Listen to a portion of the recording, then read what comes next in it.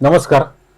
आज आपल्याबरोबर चर्चा करण्यासाठी आलेले आहेत सातारा जिल्हा काँग्रेस कमिटीचे सरचिटणीस नरेश देसाई. ते मूळतः पत्रकार पण आहेत आणि सध्या काँग्रेसच्या या पदावर काम करत आहेत. सातारा जिल्ह्यातील राजकारणाचा त्यांना खूप अनुभव आहे.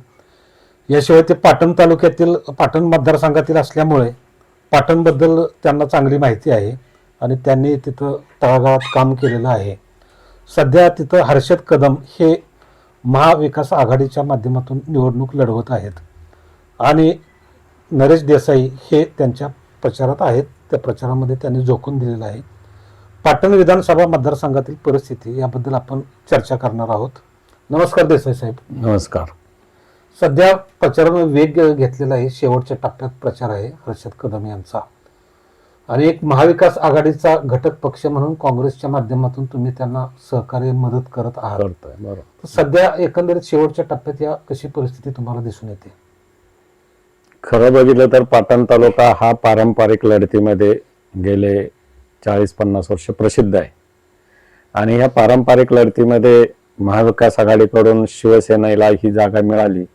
ह्या शिवसेनेचे उमेदवार म्हणून हर्षद कदम यांना अधिकृतरित्या उमेदवारी मिळाल्यामुळं महाविकास आघाडीचं आमचं कर्तव्य पडतं की त्यांच्या बाजूने उभं राहणं आणि त्यांच्यासाठी काम करणं. सध्या तालुक्यातली परिस्थिती अशी आहे, सध्याचे विद्यमान शिवसेनेचे म्हणजे शिंदे गटाचे जे विद्यमान लोकप्रतिनिधी आहेत ते पालकमंत्री पण आहेत आणि मंत्री आहेत.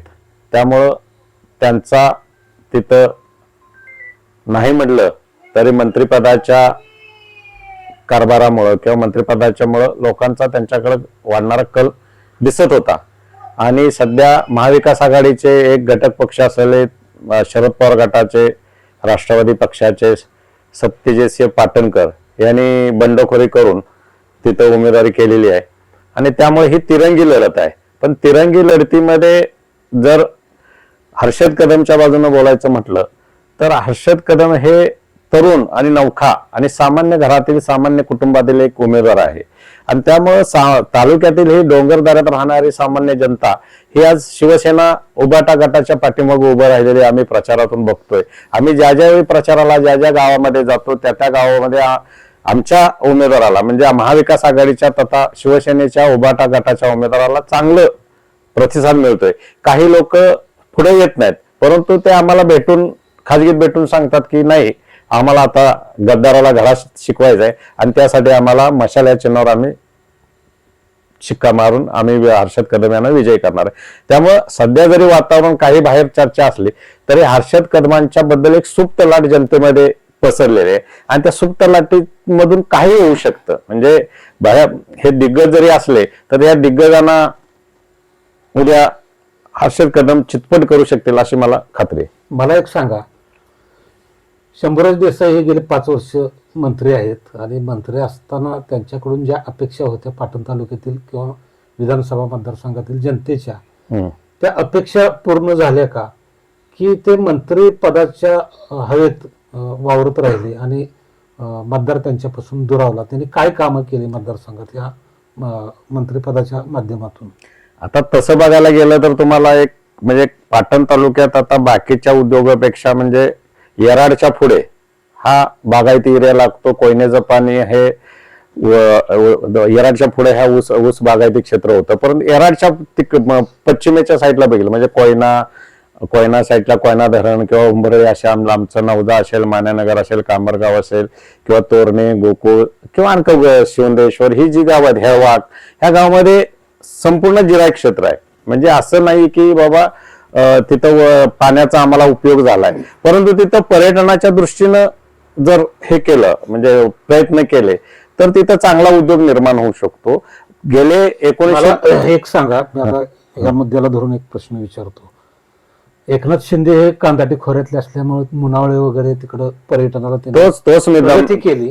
तोच मुद्दा मी तुम्हाला देसाई का शांत बस, तोच मुद्दा मला पुढे न्यायचा आहे. पर्यटनाच्या दृष्टीनं 1990 ते 92-93 ला कोयना नगरला पर्यटन केंद्र म्हणजे हुंबरळी या ठिकाणी पर्यटन केंद्र मंजूर झालं. पर्यटन केंद्राच्या तिथं रिसॉर्ट आहेत आमच्या इथं. पर्यटन केंद्राच्या हुंबरळी गावामध्ये एक 14 ते 16 रिसॉर्ट आहेत आणि तिथून पर्यटन केंद्रातून एमटीडीसी कडून बुकिंग घेऊन तिथं पर्यटन केंद्र केलं जातं.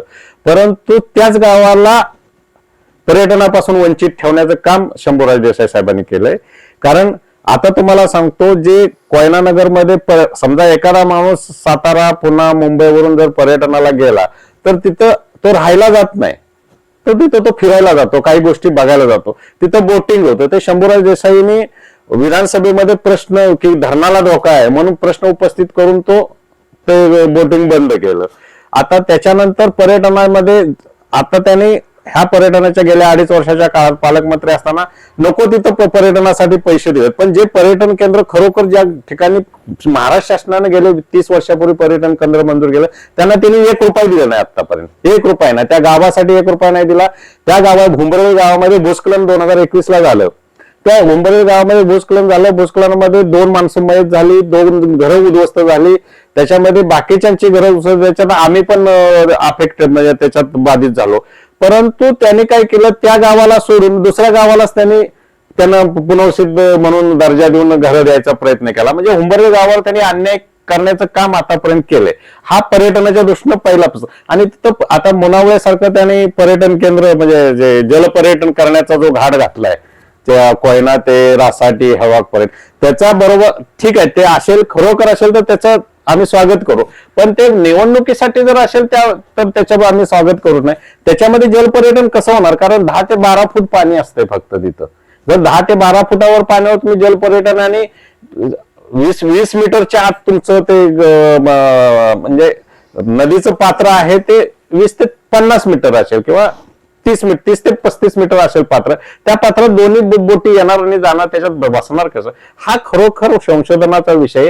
आणि त्यांना घाईघाईनं 2 महिन्यापूर्वी म्हणजे लोकसभेच्या निवडणुकीनंतर लोकसभेला त्यांना जे हे झालं म्हणजे पाटण तालुक्यात त्यांच्यावर 2900 लीड बसलं, त्यामुळे ते जागे झाले की आता आपल्याला काहीतरी करायला पाहिजे. असं नाही ना होत. आता दुसरा प्रश्न पर्यटनाबरोबरच रोजगाराचा तिथं प्रश्न आहे. रोजगाराचा कोयना प्रकल्प, तिथं हा कोयना प्रकल्पामुळे हजारो नाही लाखो लोकांना तिथं रोजगार मिळतो. परंतु गेल्या 10 वर्षात हे महायुतीचं सरकार आल्यानंतर कोयना धरणाच्या डाव्या तीरावर प्रोजेक्ट आहे 350 मेगावॅट क्षमतेचा वीज निर्मितीचा म्हणजे टर्बाईन, रिव्हर्सेबल टर्बाईन असा. म्हणजे कोयना धरणातनं पाणी सोडणार, ते पुढे एक बॅरेज डॅम रासाटी जवळ बांधायचं काम चाललं होतं, ते बंद आहे. जवळजवळ कोट्यावधी रुपये खर्च पाण्यात गेला. ते गेल्या 10 वर्षात युती शासनाला किंवा ह्या पालकमंत्र्यांना जमलं नाही. तिथं जर तो 700-800 कोटीचा प्रोजेक्ट आहे, तो जर प्रोजेक्ट कोयना प्रकल्पाच्या माध्यमातून सुरू झाला असता तर किमान हजारो लोकांना हातात काम मिळालं असतं, मार्केट वाढलं असतं. परंतु याकडे जाणून बुजून हे कोयना विभागाकडे दुर्लक्ष करण्याचं काम हे शंभूराज देसाई करतात. आणि त्यामुळं हा विकास झाला म्हणतात. आता विकास झाला म्हणतात, तुम्हाला मी थांबवतो जरा कारण तुमचे प्रश्न असतील, पण मला बोलू द्या. कराड चिपळूण रस्ता हा L&T सारख्या जागतिक दर्जाच्या कंपनीनं त्याचं काम मिळालं, त्यानं काम घेतलं. परंतु ते दर्जा त्याचं काम L&Tनं काम घेतल्यावर आम्ही स्वतःला बस 1 नंबर रस्ता होणार आहे, आता काही अडचण नाही. पण ते L&T वाल्यांना त्या टक्केवारीमध्ये इतकं गुरफटून ठेवलं की रस्ताच चांगल्या दर्जाचा झाला नाही. आणि पाटण पासून पुढे कोयना नगर पर्यंत रस्त्याचे काम गेली 4 वर्ष तसंच पडून आहे. म्हणजे ते आंदोलनं लोकांनी केली, ग्रामस्थांनी केली की ऑगस्ट सप्टेंबर मध्ये रस्ता उकरला पावसाने की लोक आंदोलन करतात. त्या आंदोलनाच्या वेळी ते मग पत्रकार परिषद घेऊन सांगायचे की मी पावसाळ्यानंतर लगेच काम सुरू करू. आज अखेर पावसाळा सुरू होऊन आता 2 महिने झाले, पण अजून एकही खड्डा त्यांनी भरलेला नाही किंवा त्या रस्त्याचं काम सुरू नाही. प्रत्येक वेळेला सांगतात आम्ही 100 कोटी खर्च केले, परत तसंच परत पावसाळ्यानंतर असे किती पावसाळे ही जनता वाट बघणार आहे ना. आज सुद्धा धुळ्यातनं ह्या निवडणुकीचा धुळा उडतोय तसा त्या रस्त्यावर सुद्धा धुळा उडतोय. याचा गांभीर्याने ह्या लोकप्रतिनिधींनी विचार केला पाहिजे आणि मग तालुक्यात डांगोरा पिटला पाहिजे की आपण विकास केला. हा विकासाचं फक्त मॉडेल आहे. आता रस्ते केले म्हणतात, पण ह्याच्यामध्ये रस्ते केले, आम्ही संपूर्ण रस्ते केले, एवढ्या कोटी टाकले, तेवढे कोटी टाकले. परंतु काय झालंय की त्या रस्त्याच्या कामातून किंवा त्या कॉन्ट्रॅक्टरच्या कामातून ठेकेदारच मोठे झाले, रस्ते तसेच राहिले. एका वर्षात रस्ता आमच्या देशमुखवाडीमध्ये गेल्या जुलैमध्ये वरून पाऊस पडतोय आणि जूनमध्ये आणि खाली डांबरीकरण होतं, ते सगळीकडे आलंय. म्हणजे ही ह्या कॉन्ट्रॅक्टर लोकांची वस्तुस्थिती आहे. हे कॉन्ट्रॅक्टर कुणालाच जुमानत नाही, कारण त्यांचा पाठबळ असल्यामुळे ना अधिकाऱ्यांना जुमानत ना कुणाला जुमानत. म्हणजे 15 मे नंतर खरं तर डांबरीकरण करायचं नसतं अशी एक डेडलाईन आहे, परंतु जून मध्ये त्यांनी डांबरीकरण केलं, वरनं पाऊस पडतोय, माती टाकतात. तर अशा पद्धतीने जर काम होणार असेल त्यामुळं सुप्त लाट ही पाटण तालुक्यामध्ये आहे आणि त्या लाटेचा परिणाम हा शंभूराज देसाईंना पडेल. आणि दुसरंच राहिलं, सत्यजित सिंह पाटणकर हे अपक्ष उमेदवार उभे राहिलेत, पण त्यांनी त्यांचा गट किंवा त्यांचं ताकद टिकवण्यासाठी हे निवडणूक लढतायत. त्यांना काय ह्या निवडणुकीसाठी काय उद्या भविष्यात आपल्याला निवडून यायचं आहे किंवा ह्याच्यासाठी, पण त्यांचा गट आजूबाजूला जाऊ नये म्हणून आणि विरोधात आपल्या पारंपरिक विरोधातल्या लढतीत तिसरा कोण घुसू नये ह्याच्यासाठी ही दोघांची नोरा कुस्ती आहे असं मला वाटतं. शंभूराज देसाई आणि पाटणकरांची. हो. आता हा जो मुख्य रस्ता आहे अगदी कराड तालुक्यातला सुपणे तांबे भाग येतो या मतदारसंघात. कराडच्या पासून जवळूनच हा कराड ते कोयनानगर रस्ता जातो. ही एक तुमच्या मतदारसंघाची एक मुख्य रक्तवाहिनी, तिच्यातच रस्त्यात बिघाड केलाय. त्यामुळं इकडल्या मतदानाचा परिणाम शंभूराज देसाईंना किती त्यांचं मतदान घटवू शकतो. आणि याबरोबरच पलीकडं जे डेहरेवाडी खोर आहे किंवा इकडं तारळी खोर या भागात कशा पद्धतीनं शंभूराज देसाईंना सेटबॅक बसू शकतो किंवा हर्षद कदम यांची मतं वाढू शकतात का? आता मी रात्रीच एक तारळे खोऱ्यातलं एक क्लिप बघितली. सगळ्या महिला एकत्र जमल्या होत्या आणि एक महिला म्हणजे घरात गृहिणी जी असेल ती जे पोट तिडकीनं ह्या विकासाविषयी किंवा शंभूराज देसाई यांच्या कार्यकर्त्यांच्या विषयी जे बोलत होती ते बघितलं तर खरोखर अशी परिस्थिती नक्की आहे का? आपण ह्या तालुक्यात राहतोय का? कारण हे जर अशी वातावरण असेल तर कसं काय या शंभूराज देसाई साहेबांनी अशा कार्यकर्त्यांना कसं काय आपल्या जवळ ठेवलं हा प्रश्न पडतो. कारण शंभूराज देसाई साहेब एक चांगले नेते आहेत, आम्हाला त्यांच्याबद्दल टीका करायची नाही की ते कणखर नेते आहेत, चांगले नेते आहेत, परंतु त्यांच्या आजूबाजूला जे कार्यकर्ते आहेत त्यांच्यामुळे शंभूराज देसाई बदनाम होत आहेत, ते त्यांनी थांबवलं पाहिजे. आणि त्याचा फटका हा शंभूराज देसाईंना आता बसणार आहे त्या कार्यकर्त्यांचा. कारण ती म्हणजे महिलांवरील अत्याचारापासून ती भगिनी बोलत होती, ते बघून आमच्या पण भावना हे झाल्या किंवा असं खरोखर ताळे भागात आहे. आणि त्यांनाच घेऊन शंभूराज देसाई फिरतात हे त्या भगिनी म्हणतात, मी नाही म्हणत, फिरतायत. हे चुकीचं आहे. ते कदाचित शंभूराज देसाईंनी टाळलं असतं तर माणसं त्यांच्यावर राहिले असते. पण हा जो आत्म्या नाराजीचा सूर आहे तो तारळे खोऱ्यात आहे, देववाडी खोऱ्यात आहे, तुमच्या सुपणे तांब्यात आहे. सुपणे तांब्यात तर मला परवा कळालं की एका कॉन्ट्रॅक्टर आहे की त्यांचा कार्यकर्ता आहे, त्यांनी काहीतरी नाराजी त्यांच्याबद्दल काहीतरी बोलल्यामुळे तो सगळा सुपणे भाग नाराज आहे. त्यामुळे सुपणे तांबे भाग नाराज आहे. त्यामुळे त्याचा परिणाम नाही म्हटलं तर शंभूराज देसाई जोर होणार आहे आणि त्यामुळे त्याचा फायदा हर्षद कदमला निश्चितपणे होईल असं आम्हाला वाटतं. आता पाटण तालुका म्हणजे दुर्गम डोंगराळ भाग आणि बरेचशी लोक मुंबईला कामानिमित्त पुण्याला वगैरे, इथं कुठल्या मोठ्या शिक्षण संस्था नाहीत किंवा रोजगार निर्मितीची साधनं नाहीत, शेती डेव्हलपमेंट झाले नाहीत किंवा दुसरे कारखाने आलेले नाहीत. आता शंभूराज देसाई यांचा लो कॉपॅसिटीचा जो कारखाना आहे, साखर कारखाना, तोही वाढला नाही, ऊसाची पिकंही वाढली नाहीत, पाण्याचीही तिथं बोंब दिसते. या सर्व पार्श्वभूमीवर सत्यजित पाटणकर यांनी पण तिथं काय केलं नाही. आणि हर्षद कदम किंवा तुमच्या महाविकास आघाडीकडं ह्याच्यासाठी काय उपाययोजना आहे? नाही, आता महाविकास आघाडीचं आम्ही ह्या प्रथमच निवडणुकीला सामोरं जातो एका तरुण आणि सामान्य कुटुंबातील युवकाला घेऊन.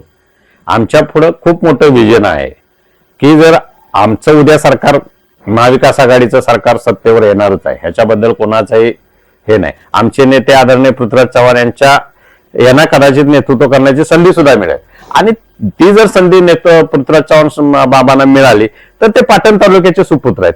त्यामुळं पाटण तालुक्यामध्ये हर्षद कदमांच्या माध्यमातून किंवा काँग्रेसच्या माध्यमातून आम्ही मोठमोठे प्रकल्प आणण्याचा आम्ही प्रयत्न करू. कारण पाटणमध्ये जी MIDC झाली ती गेली 20 वर्षात सुप्त अवस्थेतच आहे, तिथं काही उद्योग वाढले नाहीत किंवा वाढू दिले जात नाहीत काय, हा संशोधनाचा विषय आहे. परंतु उद्या भविष्यामध्ये ह्या दोघांचे, आता तुम्ही म्हटलात की शंभूराज देसाईंचा कारखाना तो कमी क्षमतेचा आहे आणि सत्यजित पाटणकरांनी काही उद्योग उभे केले, प्रत्येकाचे त्यांच्या राजकारणापुरते उद्योग त्यांनी उभे केलेत, परंतु त्याचा उपयोग सामान्य जनतेला कितपत झाला याचा संशोधनाचा विषय आहे.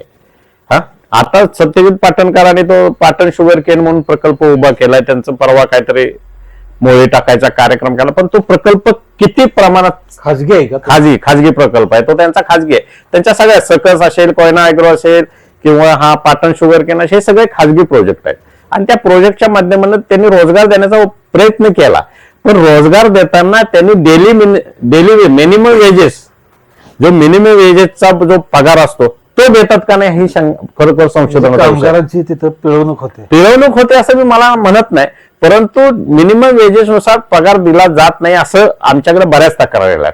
परंतु तो त्यांचा खाजगी प्रकल्प असल्यामुळे किंवा खाजगी व्यवसाय असल्यामुळे आम्ही ते महाविकास आघाडीचे घटक असल्यामुळे ह्याकडे जाणीवपूर्वक काही लोक दुर्लक्ष करत होते. पण आता ती वेळ आलेली आहे की हे मिनिमम वेजेस तरी त्यांनी तिथल्या लोकांना देण्याची गरज आहे. कारण जर तुम्ही 700 ने 800 रुपये जर दर महिन्याला 7,000 ने 8,000 जर पगार देत असाल तर ते मिनिमम वेजेस होत नाहीये. मिनिमम वेजेस किमान 497 किंवा 400-500च्या पुढे ही मिनिमम वेजेसची हजेरी आहे.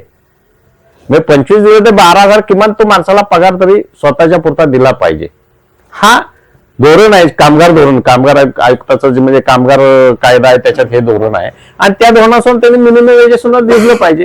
पण आता लोक पण बिचारी मुकी बहिरी आंधळी आमच्यातली लोक आहे, ते आपलं मिळते नाही काहीतरी म्हणून रोजगार करतात आणि कोणाच्या विरोधात बोलायचं नाही म्हणून. पण हर्षद कदमांच्या रूपानं आज आता त्यांना एक नेतृत्व मिळालंय किंवा काँग्रेसच्या रूपानं त्यांना एक नेतृत्व मिळतंय आता, आणि त्या रूपानं आम्ही पुढे जाणार आहोत ते घेऊन. आता 2 प्रश्न आहेत शेवटचे. एक प्रश्न म्हणजे लोकसभेला जो श्रीनिवास पाटील सारंग पाटील यांना सत्यजित पाटणकरांनी विनाकारण केलेला विरोध आणि त्याची फळं त्यांना या निवडणुकीत भोगायला लागतील का? आणि दुसरा प्रश्न असा की हर्षद कदम यांच्या विजयाचं गणित तुम्ही कसं मांडता? नाही, आता तिन्ही प्रश्नांची उत्तर तुमची एकदम देतो की सत्यजित पाटणकरांनी श्रीनिवास पाटील साहेबांना विरोध केला ही बाब खरी आहे. आता तो त्यांनी विरोध का केला असेल हा त्यांचा अंतर्गत बाब असली तरी पाटणकरांचं मत असं होतं की प्रत्येक निवडणुकीत आम्हाला श्रीनिवास पाटील जरी आम्ही एका पक्षाचे असलो तरी आम्हाला मदत करत नाहीत. हे गेल्या विधानसभेत केली नाही, बाजार समितीच्या निवडणुकीत केली नाही, जिल्हा परिषद मध्ये करत नाही किंवा अन्य इतर ज्या निवडणुका स्थानिक होतात त्याच्यामध्ये ते आमच्या गटाला किंवा त्यांच्या ह्याला बरोबर राहत नाही. त्यामुळे त्यांनी तो प्रामुख्याने प्रखर विरोध केला, त्यामुळे त्यांची ती उमेदवारी कापण्यात आली. आता जरी तसं असलं तर श्रीनिवास पाटील साहेबांची तालुक्यात ताकद किती आहे हा न बोललेलं बरं. तो त्यांचा मारोल किंवा मल्हारपेठ भागापुरता मर्यादित विषय आहे आणि काही त्यांचे ठराविक कार्यकर्ते आहेत त्यांच्यात त्यांची ताकद आहे, पण ती निश्चितच पराभवा किंवा विजयाच्या जवळ घेऊन जाऊ शकते एवढं निश्चित आहे. ते जर विरोधात गेले तर पराभव होऊ शकतो, ते जर बरोबर असले तर विजय होऊ शकतो. पण तो आता त्यांचा अंतर्गत प्रश्न आहे, त्यांनी कोणाला सहकार्य करायचं. त्याच्याबद्दल त्या मोठ्या राज्यपाल पद स्वीकारल्याबद्दल माणसाबद्दल आदरणीय नेत्याबद्दल आम्ही काय त्यांनी कुणाला सहकार्य करावं असं आम्ही बोलू शकत नाही. त्यांच्या कार्यकर्त्यांनी किंवा त्यांच्या सारंग पाटील श्रीनिवास पाटील यांच्या समर्थकांनी जल्लोष केलेला होता. त्या दोघांना काय वाटलं ही गोष्ट वेगळी, परंतु कार्यकर्ते सत्यजित पाटणकरांचं काम करणार नाहीत हे निश्चित आहे ते. परंतु ते कार्यकर्ते जरी आज सत्यजित पाटणकरांचं काम कसं करू शकतील आजच्या घडीला, आज श्रीनिवास पाटील साहेब हे महाविकास आघाडीचे घटक आहेत आणि ते त्यांची लोक हे आज महाविकास आघाडीच्या घटक पक्षाबरोबर का आहेत, काम करतायत, आमच्याबरोबर व्यासपीठावर आहेत, आमच्याबरोबर प्रचारात आहेत. त्यामुळे श्रीनिवास पाटील हे महाविकास आघाडीबरोबर आज ते सत्यजित पाटणकरांना मदत करतील हा प्रश्न जाऊ नये, कारण तो मदत करायचा प्रश्नच नाही. शेवटचा प्रश्न देसाई साहेब, हर्षद कदम यांच्या विजयाचं गणित तुम्ही कसं म्हणता? हर्षद कदम यांचं विजयाचं गणित असं आहे की त्यांच्या समोर जे मुख्य उमेदवार आहेत प्रमुख ते शिवसेनेचेच शंभूराज देसाई शिंदे गटाचे आहेत आणि हर्षद कदम हे मूळ शिवसेनेच्या म्हणजे एकनाथ शिंदे उबाटा गटाचे आहेत. आणि त्यामुळं आमच्या तालुक्यातला जवळजवळ 52,000 मतदार हा मुंबईत आहे राहिला. त्यांचं तालुक्यात मतदान आहे परंतु तो राहिला मुंबईत आहे आणि 18,000 मतदान हे पुण्यात आहे आणि इतर ठिकाणी 7-8,000 मतदान आहे. म्हणजे सातारा असेल, कराड असेल किंवा अन्य ठिकाणी असेल. तर हा जर मुंबईच्या 52,000 मतदारांचा जर विचार केला तर जवळजवळ 70 ते 80% मतदार हे उद्धव ठाकरेंच्या शिवसेनेला मानणारे आहेत. आणि त्याच्यामुळं त्या मतदारांचं किंवा त्या कार्यकर्त्यांचं एकच आहे की आपल्या उद्धव साहेबांना ज्यांनी धोका दिला, गद्दारी केली म्हणजे किंवा उठाव केला, त्यांच्या भाषेत गद्दारीच म्हणायचा आपण, उठाव हा शब्द त्यांचा मोळमोळी शब्द आहे. तर त्या गद्दारीला धडा शिकवण्यासाठी आपण हर्षद कदमना निवडून द्यायचं. आपण असं म्हणू शकतो की या तिरंगी लढतीत एकावर गद्दारीचा शिक्का, दुसऱ्यावर बंडखोरीचा शिक्का आणि तिसरा सर्वसामान्य कुटुंबाला निष्ठावंत चेहरा, निष्ठावंतच म्हणावं लागेल ना त्यांना आपल्याला. आणि निष्ठावंतांच्या बाजूनच पाटण तालुक्यातली जनता उभी राहते आजपर्यंतचा इतिहास आहे. त्यामुळे हर्षद कदमांच्या विजयाला आम्हाला काही अडचण येईल असं आम्हाला काही वाटत नाही. हर्षद कदमचा विजय हा निश्चित आहे आणि सामान्य कुटुंबातला मुलगा हा विधानसभेत पाटण तालुक्यातून इथून पुढे नेतृत्व करेल असा आम्हाला विश्वास आहे. तर हे होते जिल्हा काँग्रेसचे सरचिटणीस नरेश देसाई. त्यांच्याकडून आपण पाटण विधानसभा मतदारसंघाबद्दलची माहिती घेतली. धन्यवाद देसाई साहेब. नमस्कार, धन्यवाद.